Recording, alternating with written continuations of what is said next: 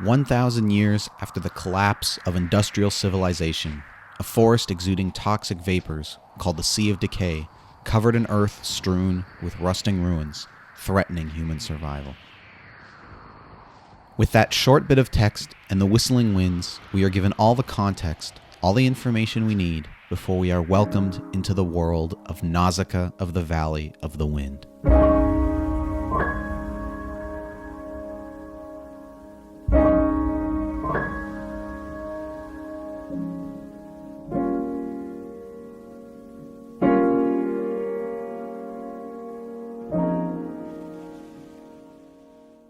I want to talk about Nausicaä of the Valley of the Wind, a film which I've long considered to be the most overlooked movie in Studio Ghibli's body of work. Now a little background before we begin. Technically speaking, Studio Ghibli began with their first feature film, 1986's Castle in the Sky. From there, they spent the next nearly 40 years making some of the greatest pieces of animation and greatest films of all time, including My Neighbor Totoro, Howl's Moving Castle, Spirited Away, and my personal favorite, Princess Mononoke. But in 1984, 2 years before Castle in the Sky and before Ghibli was officially founded, Nausicaä of the Valley of the Wind was released, and it is largely considered to be a Ghibli film, the first one even, although it was created before that banner existed. Nausicaä was originally a manga series created by the legendary Hayao Miyazaki, one of Ghibli's co-founders and its most prominent creative force. In 1983, he began work on turning the manga into a feature-length anime film. ナウシカをフィルムにしないかという話が来たんですね。とても悩みましたけど、アニメーションをとてもやりたかったんで、ナウシカをアニメーションにしようという覚悟をしたんです。To be clear, Nausicaä isn't some hidden gem that was never recognized or given its flowers. Quite the opposite, in fact. The film has won awards, is cherished especially within Japan, and is largely considered to be one of the greatest animated films ever. Yet I've always felt that, broadly speaking, the film is overlooked. Anytime I talk to people who have either seen some of Ghibli's films or just know of them, the same few films are always mentioned. Sometimes I even hear about some of the slightly deeper cuts, like Porco Rosso or The Cat Returns. But when I mention Nausicaä to people, most have never seen it, and some people don't even know it exists. With this video, I aim to fix that and show how great and influential the film is. Without trying to give too much away, Nausicaä tells a wonderful science fiction tale rich with themes about anti-war and environmentalism. These themes, the story, and the film as a whole are carried by its titular heroine, Nausicaä. Nausicaä herself is one of Ghibli's greatest protagonists. She is smart, capable, and resourceful, like when she uses gunpowder from her rifle to pop the lens off of an Ohm's shell. Being a princess, she is also a great leader to her people, and a brave one at that. But what makes her so endearing and engaging is her compassion for those around her, whether it's towards a giant insect or the leader of an aggressive foreign army responsible for killing her father and occupying her people's land.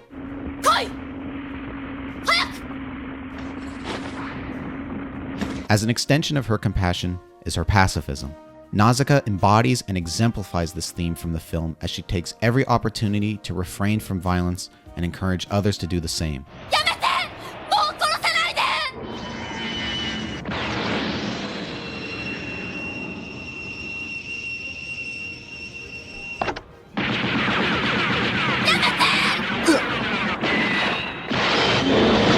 Though this doesn't mean she isn't also a badass when needed, another trait of hers that makes her so compelling.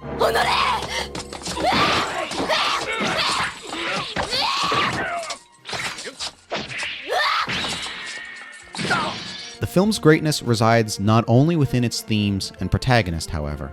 In my estimation, so much of what makes Ghibli and their body of work such an artistic force can be found in this film. Of course, we have to go back to Miyazaki. Nausicaä was one of the first few things Miyazaki directed, and his influence is felt all over the film. That sense of wonder and mastery of the animation medium that is conveyed in so much of Miyazaki's work has its roots here in Nausicaä.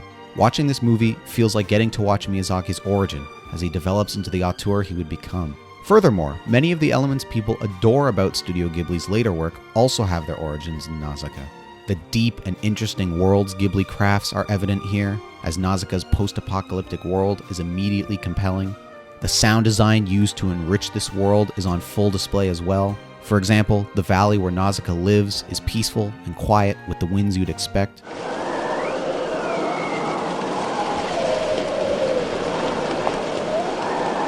Whereas the forests in the Sea of Decay are more ambient, quiet, and atmospheric.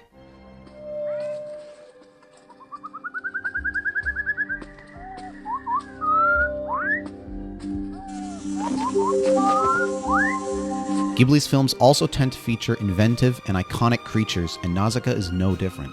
The film is filled with so many wonderful creatures, from adorable ones like Teto, the fox squirrel that Nausicaä takes as her pet, to the mostly docile ohms from the forests of the Sea of Decay, to horrifying behemoths like the God Warrior that gets resurrected at the climax of the film. And of course, a hallmark of the greatest of Ghibli's works is the music, most of which has come from this man, Joe Hisaishi. Hisaishi was called upon to do the score for Nausicaä, and it would be the first time he and Miyazaki worked together, but certainly not the last, as they would go on to work on Ghibli's more iconic films together. In Nausicaä, like with Miyazaki, we get the privilege of watching, or rather listening, to a younger Joe Hisaishi work, and we get to see him and Miyazaki learning to work together for the first time. 久石さんと久石さんと僕の関係はもう日本でいうと腐れ縁というんですけどなんかもう運命のように決まってるという感じでやってますね。As would become standard with Hisaishi's work, his score is immaculate, yet used sparingly and at just the right times.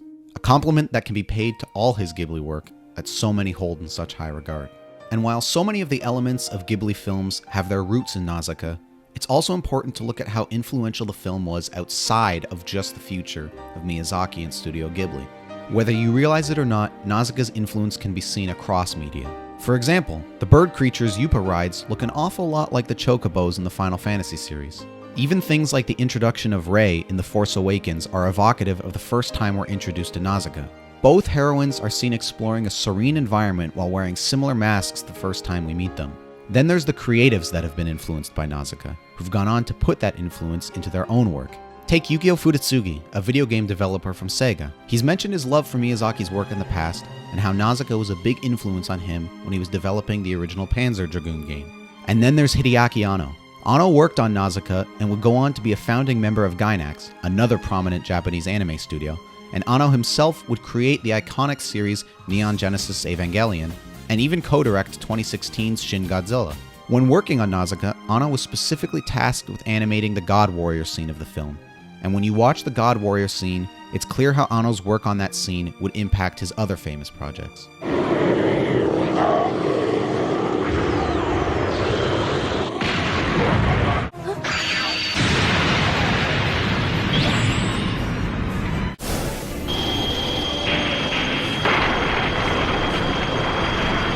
So, not only did Nausicaä of the Valley of the Wind lay the groundwork for Studio Ghibli and what it would become, the film itself has also gone on to influence other creators and their creations.